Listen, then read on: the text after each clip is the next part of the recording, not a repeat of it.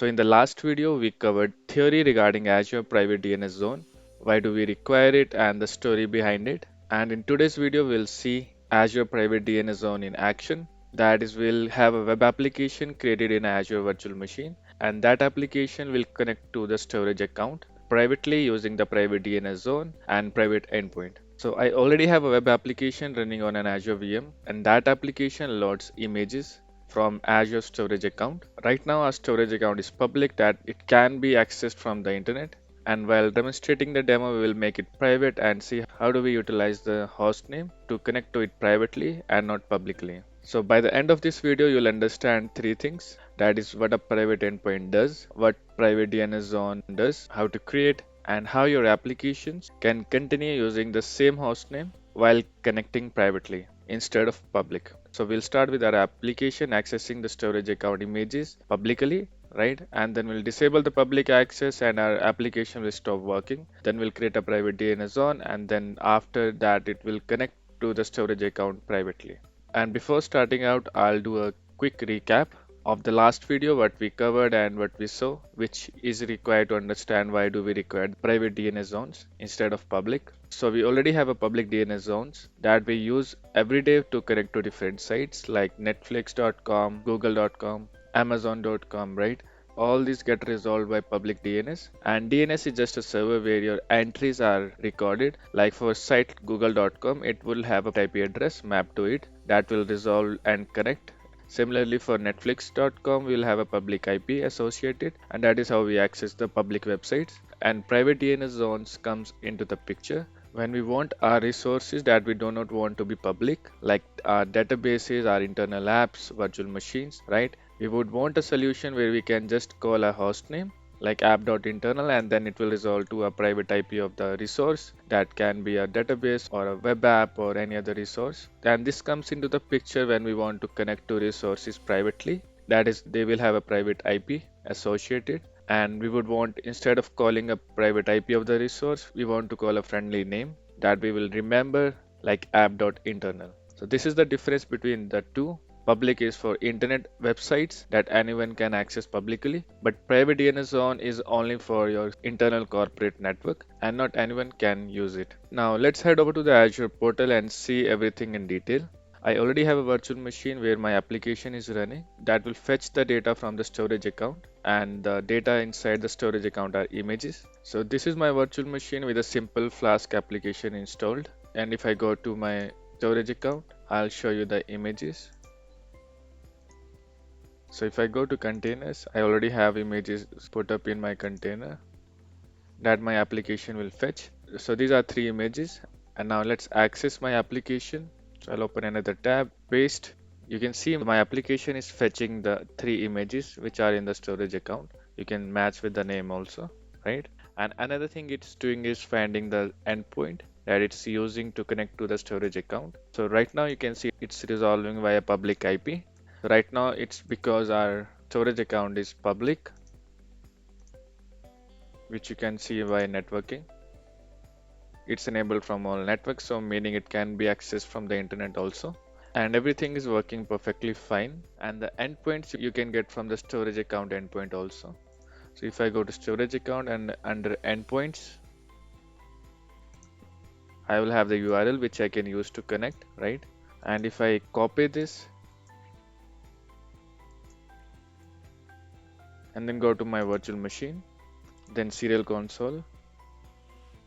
Serial console will give me the access for the command line, and I'll just do the ns lookup for this endpoint and see what it resolves to. Now I'll do ns lookup. I'll have to remove this HTTPS. Now you can see that it resolves to 20.3.84.33, which is a public IP, and from where we are accessing the storage account. And my application in this VM connects to the storage account using the host name, that is this, and not the public IP address. So whenever we use the host name to connect to any service, DNS is involved, whether a public or a private depends upon your configuration, your resource, but DNS is responsible for getting the IP address and then connecting to the resource. Similarly, in my case, for my host name of the storage account, it's using a DNS to resolve to the public IP, and from there it's going to connect to the resource. And because the storage account is publicly accessible, which I showed you in the networking, our application can retrieve the images successfully, and it shows your public IP also. Now suppose our storage account contains sensitive application data and I don't want my application accessing it through the public endpoint. That is, we don't want to use it the public internet access and the public IP. We want the storage account to be accessible only from my virtual network. That is from my virtual machine network only. And that is where private endpoint comes in. Private endpoint will give you the private IP instead of a public to this resource. And with the private IP, this storage account can be used to access it privately. Now to configure private endpoint, we'll go to networking again of the storage account. And then back to private endpoints and then create private endpoint, and we'll fill up the important information. Private endpoint, storage account, right? Next resource for which I'm using the private endpoint, we would have to map it. So in this case, it's already selected because I directly went from the storage account settings, and I would have to select the sub resource that will be blob because that is where we are keeping the images. And next virtual network I'll use, which I already have, where my virtual machine is also. And next we'll go to DNS, and for this part I'll not create any. I'll create fresh because it will not show many options. So for this I'll click on no for now. Now next go to tag and review and create. Now the important thing to understand here is that the private endpoint will give your storage account private IP address, and that private IP address will be coming from the virtual network which we selected, right? So after creation, we will have a private IP associated with the storage account. So let's wait for the creation and then I'll show you the private IP. So it's created. Let's go to resource, and under DNS configuration, we'll see our private IP address, right? And the network interface card which is associated to the storage account, right? So in the NIC we can see that it's attached to the private endpoint and it's coming from the VNet subnet which we gave. Now let's go back. Now we have created the private endpoint and that is attached to the storage account, meaning it now has the private IP. But if we again go to the website and refresh, we are still seeing the 20.60, the public IP, right? Our application is still using the same. It doesn't know anything about the new private IP which it got. So the question here is now, how will this application will get the private IP address instead of the public IP, because we do not want to access our application publicly and instead make it private because it contains sensitive data. And to fix this, what we'll do is go to storage account networking, and then you can see the public network access is enabled. We would want to disable. So I'm now disabling the public access. So from this point, I don't want my application using the public storage endpoint anymore. I want it to be private, and then save. Now no public access can be made to the storage account, only private access, that is from private endpoint, right? But if I do a refresh, let's see if this still works or not. You can see that the storage account connection is failed, right? And the DNS resolution it's giving is the public IP, and that is because if you go to networking, our public network access is disabled. Now all requests from the internet will now get blocked. And one thing, if you do again NS lookup to see the IP which it resolves to, it's still using the public IP, but because under networking I blocked the public access, we'll not be able to see anything here. And other thing what I've changed is the private endpoint. I've changed it to a different virtual network. That means our application on a virtual machine is in a different VNet, and our storage account where our private endpoint, the IP is coming from, is in a different VNet. And this way I can tell you more nuances that we have to cover whenever we work with private DNS zone, which we'll see later. But if I open the private endpoint, you can see the IP it is getting from the VNet subnet, right?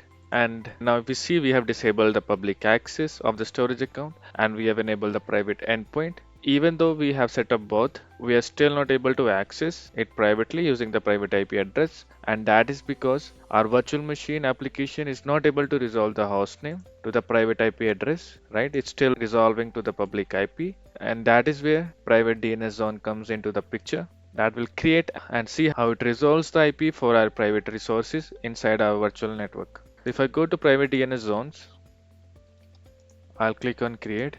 Here I'll choose the resource group and all other details, and I'll give the instance name, right? I'll copy this private.blob.core.windows.net. So now I'll go to next private DNS zone editor.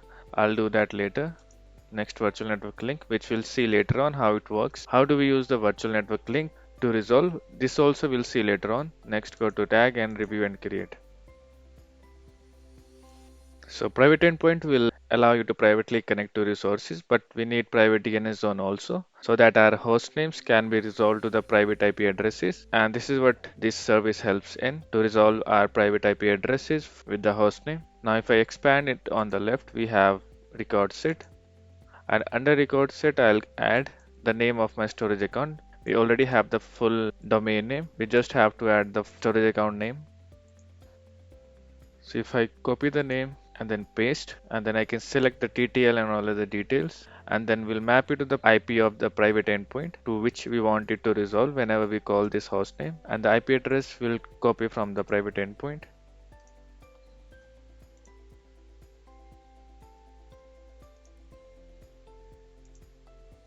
Now we have the private endpoint IP mapped to this host name. Now if I click on edit, and if I copy the entire name, and before doing the NS lookup, let's do the refresh. Still not resolving, right?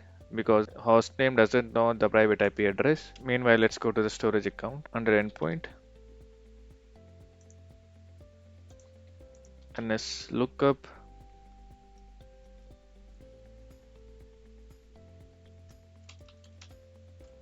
Right, let's see. So you can see it's still resolving to the public IP and not the private. And if we use the host name of our private DNS zone, let's see for this also. And it's still resolving to the public IP. Keep in mind that if you use the private link and without the private link also, they have the alias setup. That means it will still resolve to the IP associated behind the scenes. That is if you use with the private link name or without the private link name, both will work fine. And you can see now it's still not resolving, and the reason why it's not resolving is because the virtual network link is not there. Because as I told you earlier, my virtual machine is in a different virtual network and my storage account is in different VNet subnet. So what you have to do is wherever your resources are that wants to access a service via hostname privately, private DNS zone virtual network link should be there so that the resources in the virtual network can fetch the records. Now to fix this, we'll go to virtual network link and then I'll map it to my VM VNet, right?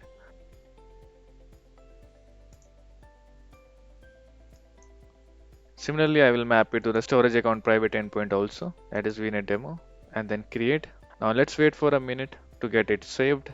And if I take you to the virtual network of the virtual machine, you would see that if you go to DNS, we'll shortly see the private DNS zone attached here, right? So you can see the private DNS zone is showing here. That basically means any traffic originated from the resources inside this virtual network can utilize the Azure provided DNS server, which is public, and the private DNS zone also to check if there is any record for any hostname which the resource want. In my case, like my application who is searching for this endpoint, any resource within this VNet find this particular hostname entry will get the IP resolved directly. Now we'll again do the test if we are seeing the private IP still or not. So if I do the NS lookup without the private link also, or to make it simple, I'll just copy the endpoint of my blob service and do the NS lookup, remove the slash,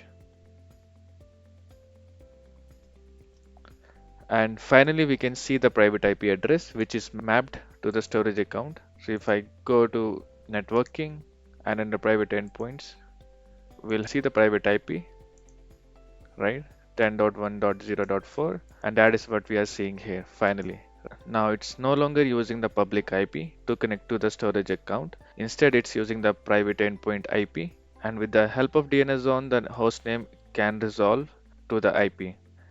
If you go to the DNS zone, and if I go to record set, and then the A record, I'll copy and do the NS lookup. I'll see the private IP, right?